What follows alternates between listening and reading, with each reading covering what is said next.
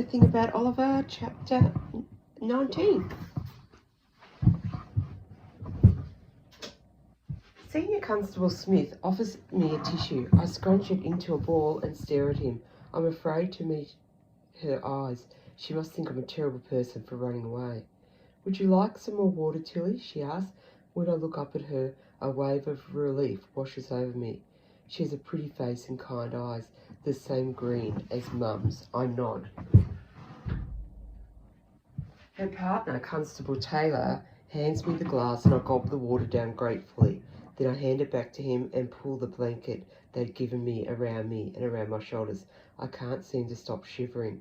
I'm glad you're back, Tilly, Senior Constable Smith says gently, and I know your mum is too. She nods towards the doorway where Mum is now standing. I don't feel ready to face Mum or Aunt Janine. Mum's eyes are red and swollen, and her new hairdo is a mess. I stand up, unsure of what to say or do. Then Mum walks over and throws her arms around me. Her shoulders are shaking. I feel wetness on my shirt and realise she's crying. We both are. Thank God, Tilly, thank God, she gasps in between sobs. Mum is holding me so tight I can barely breathe, but somehow it feels good. I'm so sorry, Mum, I blurt out. I didn't lock the door. Mum holds me at arm's length and looks right into my eyes. Tilly, it's not your fault. We all make mistakes. I didn't put a lock on your door when I should have. I'm very sorry about your journal. I know it means a lot to you. I realised suddenly that I hadn't thought about my aqua journal at all since I saw the helicopter. I hadn't thought about any of the books about sea creatures either. Nothing that was precious to me before seems important now that Oliver is missing. I manage a small smile. It's okay, Mum. We sit down together on the lounge. Constable Taylor offers us a whole box of tissues this time. I take a few and blow my nose. My eyes feel tired and swollen. My throat is sore from crying. Through the blinds I can see the lights on the police cars are still flashing. I stare at them until the blue and red start to blur, and I see the purple in between them.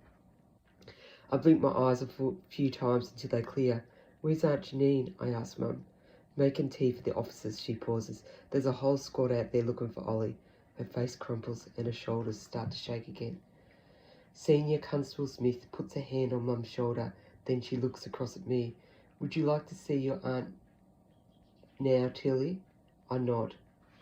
Constable Taylor disappears into the hall, and a few minutes later Aunt Janine comes in quietly behind him. There's a bandage across her cheek. I swallow hard.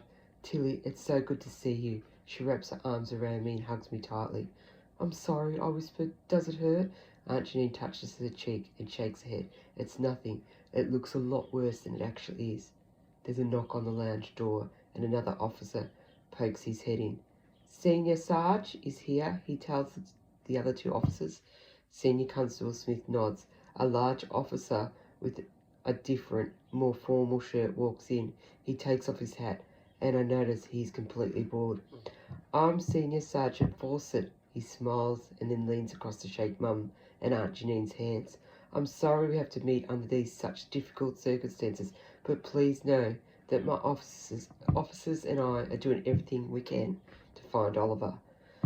Senior Sergeant Fawcett sits down on the edge of the chair. I need to go over a few questions with you just to double check some facts. Is it really necessary? Aunt Janine interrupts, looking at Mum with a worried expression. We told everything to the other officers already, Senior Sergeant. No, Mum squeezes Aunt Janine's hand. It's all right. She blows her nose again and then smooths down her skirt. What time did you last see Oliver? Senior Sergeant Fawcett begins. Mum fiddles with her tissues. I'm not sure the exact time, but I think it must have been just after 4 p.m. Senior Sergeant Fawcett writes down in his notebook. And Oliver was wearing nothing when he disappeared, is that correct? Mum clears her throat. Yes, that's correct. Ollie's autistic, Aunt Janine explained. He often takes off his clothes, especially when he's upset. I understand. And what upset him before his disappearance? I swallow hard. It's my fault, I croak. My eyes are welling up again. But I have to be brave and tell him what happened. Oliver ruined something I loved, so I shouted at him, and then I ran away. I think I left the front door open. I remember hearing the owl hoot again as I left. I think he might have followed me out. I look at Aunt Janine, who is touching her bandage. I smashed a cup, I continued in a small voice. A piece of it hit Aunt Janine's face. It was only a tiny cup, Aunt Janine explained. She looks at Mum. But because there's a lot of blood, Dana came over to help me. We thought Oliver was in the kitchen. Senior Sergeant Fawcett nods. And how long do you think he's been gone before you realise? Mum rubs her eyes. I don't know, maybe 5 minutes. We searched the house and yard straight away, Aunt Janine tells him. We searched the neighbours' yards and across the street, and that's when we decided to call the police. Senior Sergeant Fawcett writes that down too. And you can't think of anywhere he might have gone, a friend's place perhaps, or a particular playground he likes to visit? Mum shakes her head. We only just moved here. We don't really know anyone else, and Oliver has only been on one short car ride. I clear my throat. He might have gone to the river. Ollie loves water, even though he can't swim, I add quietly. Senior Sergeant Fawcett nods. We have the water police patrolling the river already. Does Oliver have any other disabilities like impaired vision or hearing loss?